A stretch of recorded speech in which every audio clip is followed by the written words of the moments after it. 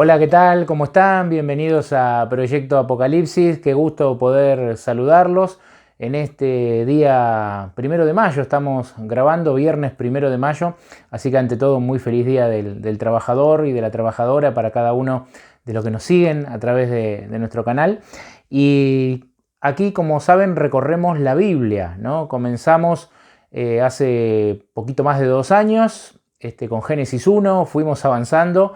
Hoy toca terminar el primer libro de Reyes. Hoy vamos a hacer un tema que abarca los capítulos 20, 21 y 22 del primer libro de Reyes, con lo cual estaremos concluyendo y a partir de la semana que viene ya entrando también en un nuevo libro, que en este caso será el segundo libro de Reyes.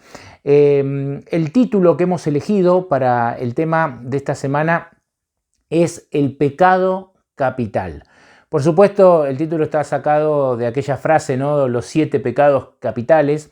Ante todo, quiero aclarar que lo estoy usando esto como una ilustración, ¿no? Para introducirnos en el tema. Pero en la Biblia no existe un concepto de 7 pecados capitales, ¿no? O sea, el concepto 7 pecados capitales no está en la Biblia, sino que es una cuestión de algunos monjes, allí por los siglos IV al siglo VI, ¿no? Primero eran 8, después lo terminaron de pulir en 7.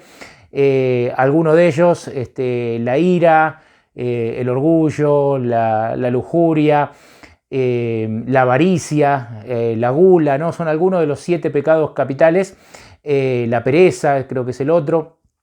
Pero lo que me llamó la atención cuando investigué un poco de esto, ¿no? De cómo había surgido lo de los 7 pecados capitales, lo que me llamó la atención es el concepto de que lo que se busca o lo que se buscó es catalogar de alguna manera, ¿no?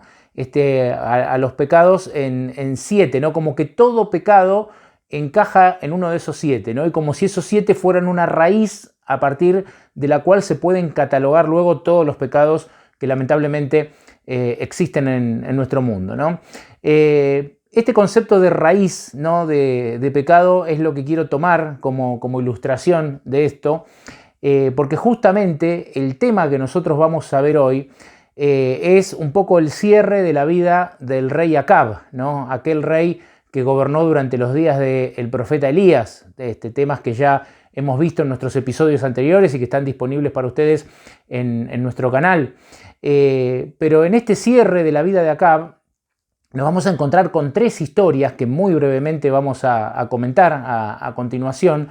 Y en estas historias que vamos a ver del rey Acab, descrito en la Biblia hasta ese momento como el peor rey de Israel, ¿no? Como el que hizo más maldad, ¿no? El que más se opuso a Dios, ¿no? De alguna manera, o a su ley. El que llevó a Israel a un periodo oscuro, ¿no? Espiritualmente hablando. En estas historias encontramos de alguna manera, vamos a encontrarnos con algunos pecados que podríamos comparar con esta lista, ¿no? Pero no vamos a ir tanto por ahí, sino que a lo que vamos a ir y vamos a apuntar es a cuál fue la raíz, ¿no? ¿Cuál fue la raíz? Si tuviéramos que buscar un ejemplo de raíz del pecado del rey Acab, ¿no? Que ahí estuviera el problema que después derivó en todos los demás pecados que él cometió.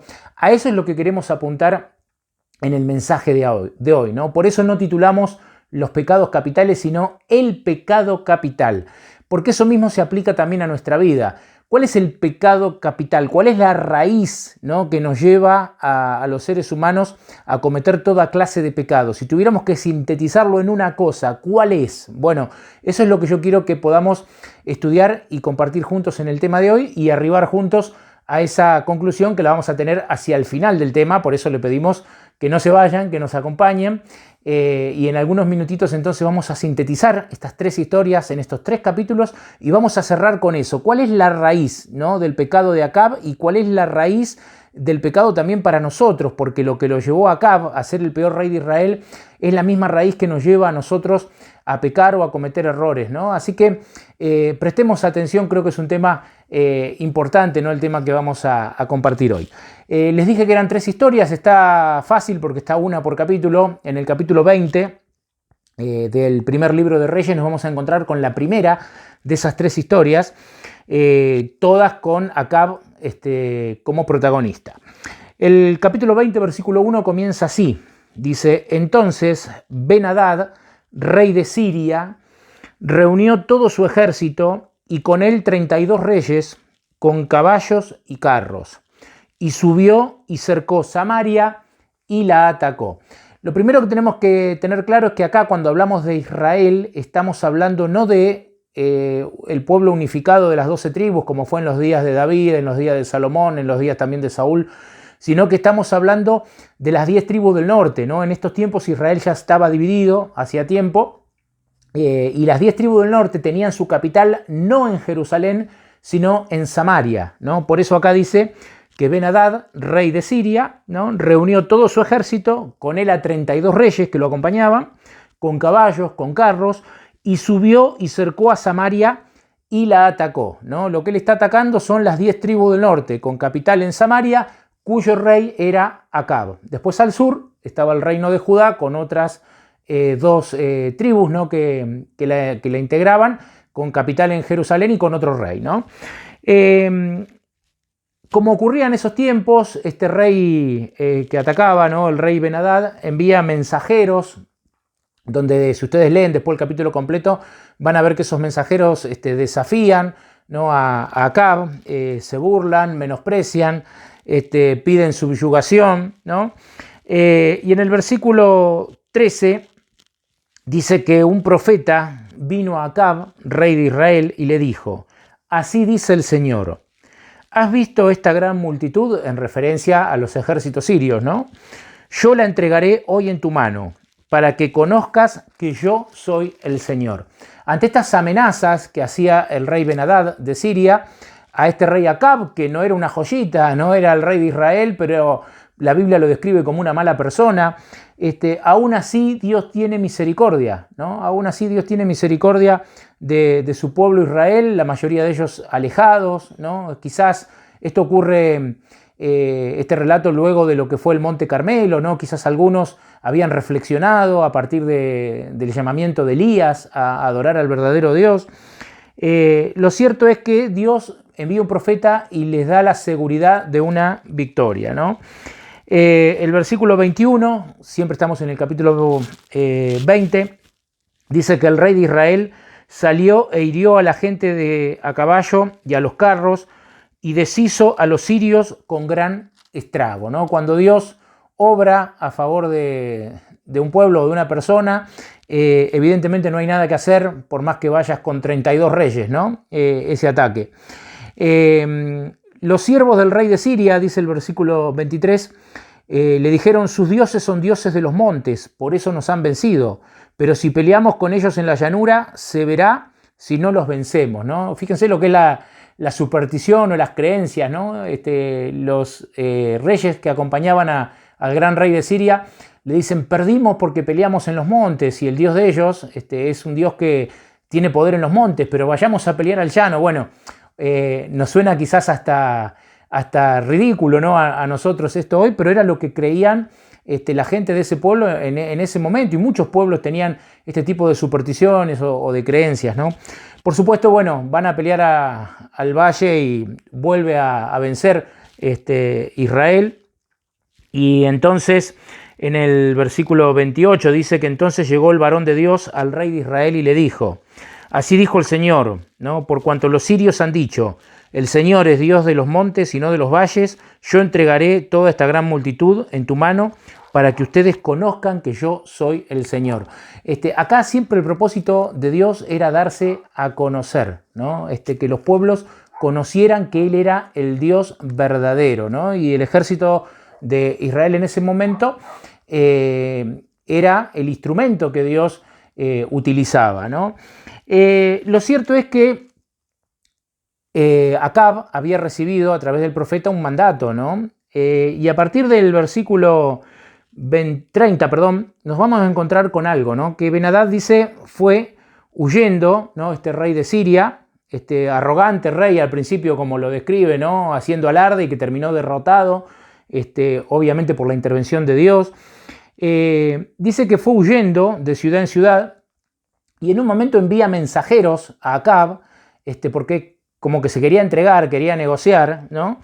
Y entonces Acab, en el versículo 32, le dice a uno de estos mensajeros, si él vive, ¿no?, en referencia a este rey, aún, dice, si él vive aún, es mi hermano, como diciéndole que se presente, que no lo voy a matar, vamos a negociar, ¿no? Y bueno, y esto es lo que ocurre. Ben-Hadad se presenta ante el rey Acab de Israel, negocian una especie de rendición, el rey de Siria le otorga cosas, ¿no?, a Acab, y en el versículo 34 dice que Acab hizo alianza con él y lo dejó ir. Así termina el versículo 34. El rey Acab, luego de la victoria que Dios le había dado, hace una alianza con este rey de Siria y lo deja ir.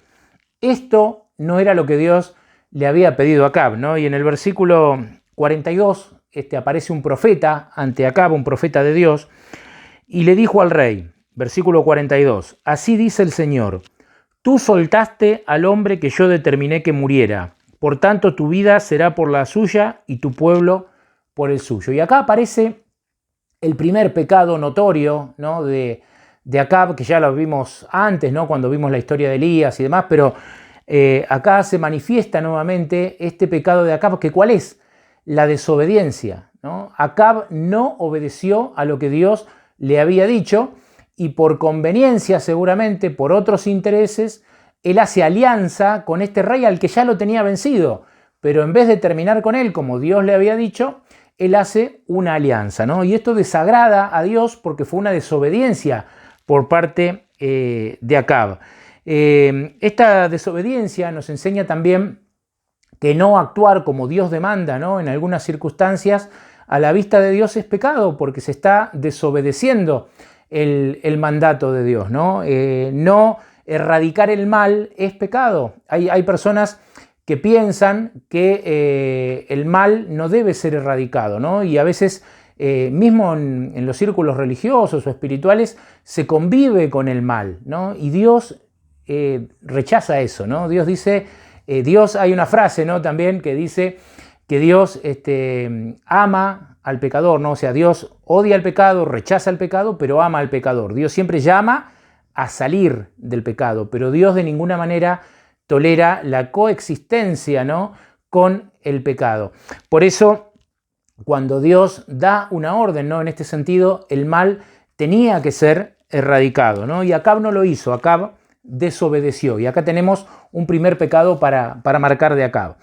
En el capítulo 21 vamos a ver muchos pecados juntos, ¿no?, de este rey. En el capítulo 21 comienza la segunda historia, ¿no?, a la cual hacíamos referencia al principio. Dice que después de esto hubo un incidente acerca de una viña en Nabot. Allí, cerca de una viña, dice que Nabot tenía en Jezreel, cerca del palacio, y Acab, rey de Samaria, ¿no? Acab dijo a Nabot, dame tu viña para un huerto de legumbres porque está junto a mi casa. Cuando leía este texto me acordaba de una declaración del profeta Isaías, ¿no?, cuando un lamento que hace dice, ay de los que quieren añadir heredad a heredad, ¿no? Acab ya era el rey, ya tenía una hermosa propiedad sin dudas, pero como la de Nabot estaba al lado, él la quería añadir, quería más, ¿no? Y acá aparece ese pecado que es un poco uno de los que promueve muchos otros, ¿no?, la codicia. Acab quería más. En el versículo 3, Nabot, el dueño de esta viña, le dice, guárdeme el Señor de que yo te la dé porque es herencia de mis padres, ¿no? Y esto es mucho más de lo que puede significar para nosotros. En los mandatos que Moisés, ¿no?, había dado allí en Levítico, estaba el tema de la herencia, ¿no?, del guardar la tierra de los padres, era un mandato, ¿no?, y implicaba para ellos tener que vender una heredad, que era una herencia de la familia, un terreno que le correspondía a la familia. No era lo que significa para nosotros hoy en nuestra cultura, ¿no? Era desprenderse de algo que por mandato divino ellos creían debían conservar, ¿no? Por lo tanto, Nabot le dice, guárdeme el Señor de que yo te dé la herencia, ¿no?, de mis padres. O sea, no le quería vender. Entonces, el versículo 4 dice que Acab volvió a su casa triste y enojado, ¿no?, como un niño caprichoso que no podía tener lo que él quería, ¿no? Bueno, cuando vuelve a la casa, allí lo estaba esperando Jezabel, ¿no? Su mujer, recordemos, descrita en la Biblia también como una de las mujeres más perversas, ¿no? Y más malvadas. Y Jezabel como que lo levanta en peso y le dice, pero vos no sos el rey de Israel, ¿no? Entonces le dice, dejá este asunto en mis manos, ¿no? Y entonces vamos a avanzar y nos vamos a ir al versículo 8, que dice que entonces ella, o sea Jezabel, escribió cartas en nombre de Acab, las selló con su anillo y las envió a los ancianos y principales que moraban en la ciudad con Nabot. Las cartas decían, proclamen ayuno y pongan a Nabot frente al pueblo. Pongan 2 hombres perversos que atestiguen contra él y digan, tú has blasfemado a Dios y al rey. Y entonces sáquenlo y apedréenlo hasta que muera. Perversidad en estado puro, ¿no? Inclusive con un disfraz religioso, porque dice proclamen ayuno, ¿no? Acá hay un disfraz religioso para llevar adelante un fin perverso. Y esto ocurre lamentablemente muchas veces también en nuestros días, ¿no? Usar una máscara de religión o de santidad, pero que en realidad haya una mala intención por detrás, ¿no? Lo cierto es que al pobre Nabot lo asesinan, ¿no? Lo acusan falsamente, lo asesinan. Y entonces el versículo 15 dice que cuando Jezabel oyó que Nabot había sido apedreado y había muerto, dijo a Acab, levántate y posee la viña. Fíjense cuántos pecados de Acab podríamos enumerar en esta historia, ¿no? En el anterior, en el capítulo 20, vimos solamente quizás un pecado de desobediencia a un mandato claro por parte de Dios. Pero acá en el capítulo 21 vemos codicia, ¿no? Vemos orgullo, yo soy el rey, ¿no? Tú eres el rey. Vemos robo, le estaban prácticamente robando la viña a este hombre, a este Nabot. Vemos asesinato, ¿no?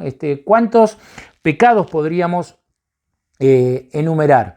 Esto no iba a pasar desapercibido a los ojos de Dios, ¿no? Porque Dios todo lo ve. Y en el versículo 19 dice que allí se le dice a Acab, ¿no? Así dice el Señor, ¿no mataste y despojaste? Volverás a decirle, así dice el Señor, en el mismo lugar donde los perros lamieron la sangre de Nabot, los perros lamerán también tu propia sangre. Acab dijo a Elías, me has hallado, enemigo mío. Y Elías respondió, te encontré porque te has vendido para obrar el mal ante el Señor, ¿no? Acá aparece, por última vez en el libro de Primero de Reyes, aparece Elías para darle esta amonestación al rey Acab. Me llamó la atención cómo Acab le dice, ¿no? Le dice, me has hallado, enemigo mío, ¿no? Le dice Acab a Elías. Esto me hace acordar al encuentro anterior, antes del Monte Carmelo, ¿no? Para cuando Dios le dice a Elías que pusiera ya fin, ¿no? al tiempo de la sequía. Y se encuentran, ¿no? Y allí Acab le dice a Elías, eres tú el que turbas a Israel, ¿no? Y Elías le dice, no, el que turba a Israel, lo digo con mis palabras, no, sos vos con tus pecados, pero Acab lo hacía responsable a Elías, ¿no? Y acá lo trata de enemigo, o sea, lejos de aceptar que era un hombre de Dios, que lo estaba tratando de corregir, ¿no? Señalándole algo que estaba mal, Acab lo trata como un enemigo, ¿no? Es como que personaliza también, ¿no? O sea, Acab no reconoce a Elías como un hombre de Dios que le está hablando, sino que dice, Elías es mi enemigo, ¿no? Y por eso me dice estas cosas. Cuidado a veces, ¿no? Con que nosotros podamos cometer también este error, ¿no? A veces alguna persona, Dios puede enviarla para indicarnos que lo que estamos haciendo está mal, ¿no? Y Dios a través de esa persona nos está dando la oportunidad de cambiar, ¿no? De hacer las cosas de diferente manera. Sin embargo, el orgullo puede hacer, como en el caso de Acab, que nosotros tratemos a esa persona que Dios envía como un enemigo, ¿no? Y eso es lo que hace aquí Acab con el profeta Elías.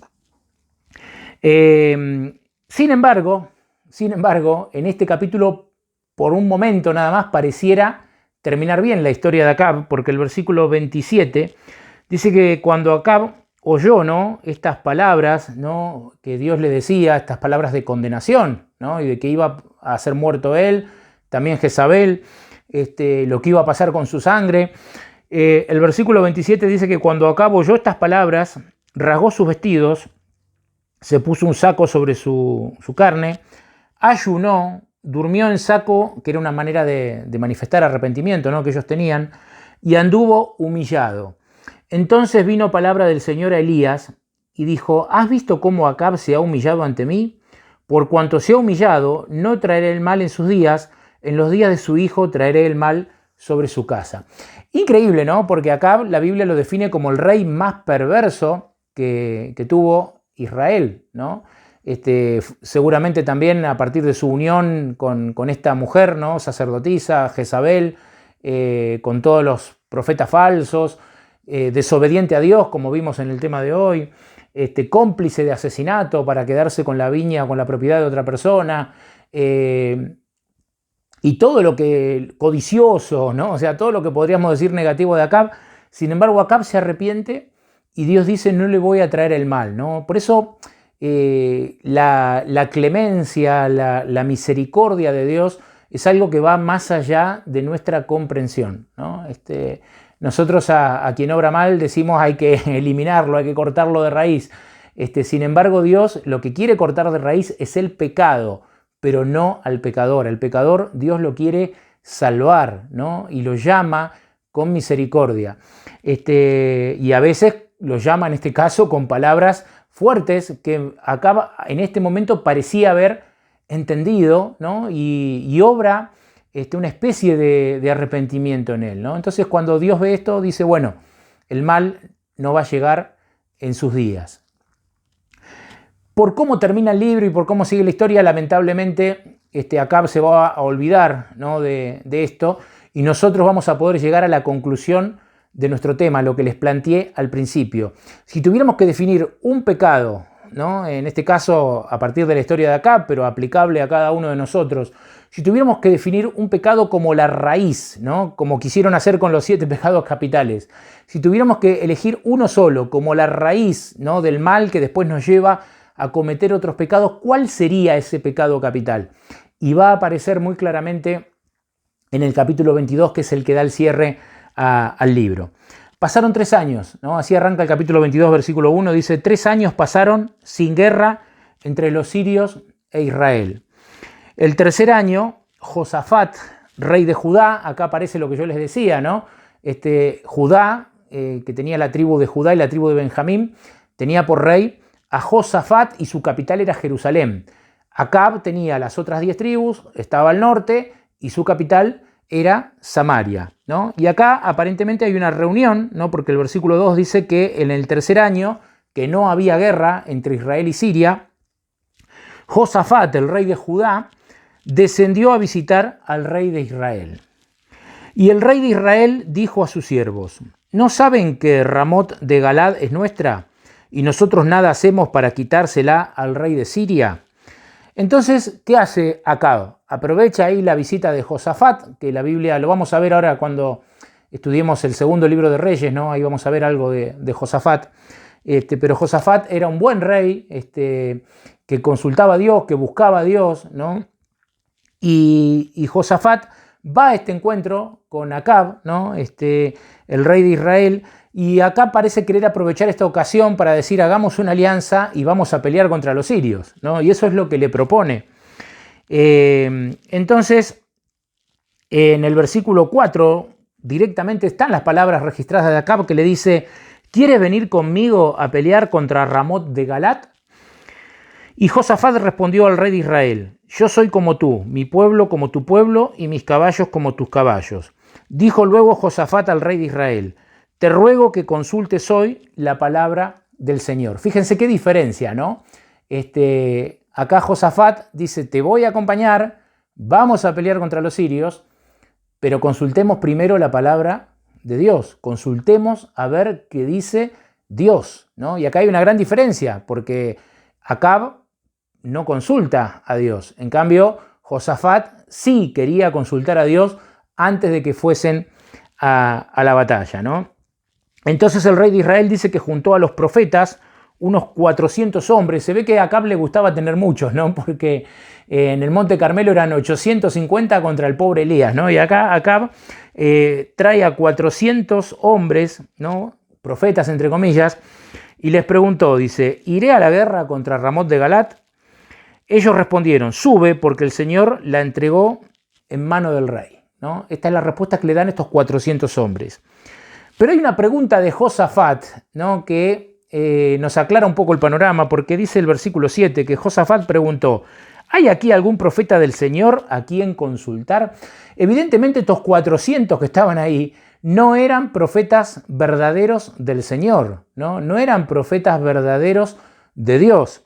Acab los llamó, los consultó a ellos, le profetizaron bien y ya se quería ir a pelear. Pero Josafat algo debe haber notado o sabido que se introduce aquí en el relato diciendo, ¿no habrá un profeta de Dios para que nosotros podamos consultar? Y fíjense de qué servía tener 400 si no eran de Dios, ¿no? Era mejor uno solo, pero que fuese del Señor. Entonces el rey, versículo 8 de Israel, dice que respondió a Josafat, aún hay un varón por el cual podríamos consultar al Señor. Micaía, hijo de Imla, dice, pero le aborrezco porque nunca me profetiza el bien, sino solamente el mal. O sea, a Acab le gustaba hacer lo que él quería hacer y no le gustaba cuando los profetas de Dios le decían, lo que estás haciendo está mal, ¿no? Por eso acá lo dice claramente, dice que él aborrecía a Micaías porque le profetizaba mal, o sea, porque le decía que lo que estaba haciendo evidentemente no estaba bien, entonces lo tenía allá y prefería tener a 400, ¿no? Que lo adularan, a 400 que le dijeran, dale para adelante acá, Dios está contigo, avanzá, prefería eso a tener un profeta de Dios que le marcara que lo que estaba haciendo evidentemente estaba mal. Medio a regañadientes, si ustedes leen después toda la historia, léanlo, el capítulo 22 es interesante. Medio a regañadientes, allí acá, bueno, permite que lo traigan, pero cuando lo traen, allí por los versículos 13, 14, los mensajeros que lo van a buscar es como que le hacen diríamos hoy, como un apriete, ¿no? Como una presión, diciéndole, profetizale bien acá, no le vayas a decir algo que al rey no le guste.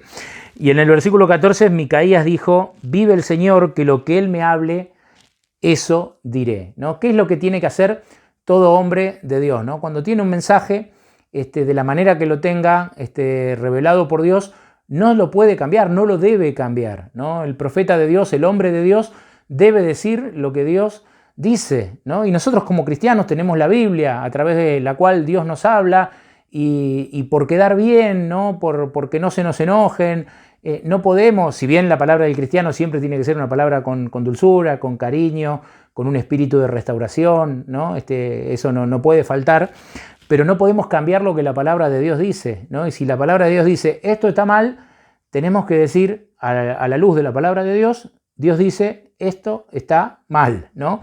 Y eso es lo que Micaías le responde, ¿no?